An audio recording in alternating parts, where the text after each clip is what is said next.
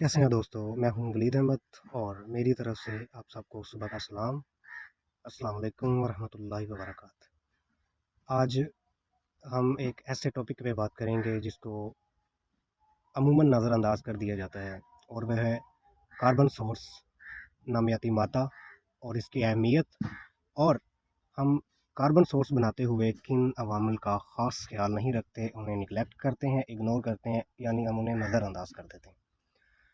ये कंपोस्ट मैंने 6 माह पहले इसमें किचन वेस्ट, पत्ते और दीगर चीज़ें डाली थी। तो ये आप देख सकते हैं किस तरह खूबसूरती के साथ बन चुकी है। और इस इस नामियाती मादे का फ़ायदा ये है कि ये हमारी ज़मीन को नरम, उसकी साखत को बरकरार, और जितने भी आम आँख से ना नज़र आने वाले जानवर हैं जिन्हें माइक्रो ऑर्गेनिज़म कहते हैं, उनके लिए ये खुराक का काम करती है। वो इन्हें खाते हैं और डिकम्पोज़ करते हैं और बदले में हमें एक नामियाती मादा मिलता है जो हमारे फसलों और बागात के लिए बहुत अहमियत का हामिल है। इसको बनाते हुए हम जिन चीज़ों को निगलेक्ट करते हैं उनमें एक है हुजम, यानी कि आप जो पत्ता इस्तेमाल कर रहे हैं उसके अंदर आप टहनियाँ तो नहीं डाल रहे हैं। और क्या आपने प्लास्टिक का इस्तेमाल भी किया है? ये एक अजीब बात लग रही है आपको। हाँ जी, प्लास्टिक का इस्तेमाल वो भी कंपोस्ट बनाते हुए हो जाता है। ये देखें, इसको आज जब हम हार्वेस्ट कर रहे थे तो इसमें हमें प्लास्टिक, ये बड़ी टहनियाँ मिली हैं जो कि डिकम्पोज़ नहीं हो सकी, और इन्हें डिकम्पोज़ होने के लिए कम से कम 1 साल चाहिए, और ये तो बरसों डिकम्पोज़ नहीं होंगी।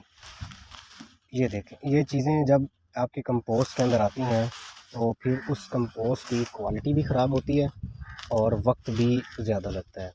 अब ये देखें, ये प्लास्टिक है और ये इसके अंदर है, और ये कभी भी डिकम्पोज़ नहीं होगा जब तक ये आपके पत्ते पड़े रहेंगे।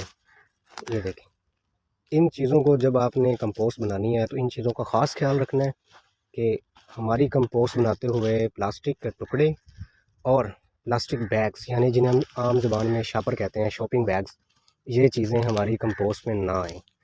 और उसके बाद फिर आपकी कंपोस्ट बेहतरीन बनेगी। इसमें आप जानवरों का फुजला भी शामिल कर सकते हैं। 10% तक आप इसके अंदर पत्तों की, पौधों की राख भी डाल सकते हैं। उसके अंदर सिलिकॉन होता है, पोटाशियम की कुछ मिकदार उसके अंदर होती है। और ये कंपोस्ट जब आप अपने पौधों को देते हैं तो ये हमारे काफ़ी सारे अखराजात बचाती है, जिनमें केमिकल अखराजात होते हैं, केमिकल फर्टिलाइज़र है। तो इन चीज़ों का ख्याल रखें, अपने फसलों को बेहतरीन नामियाती मादा खुद बना कर दें और बेहतरीन फसल का लुत्फ़ उठाएँ। अपना बहुत सारा ख्याल रखें। पाकिस्तान ज़िंदाबाद।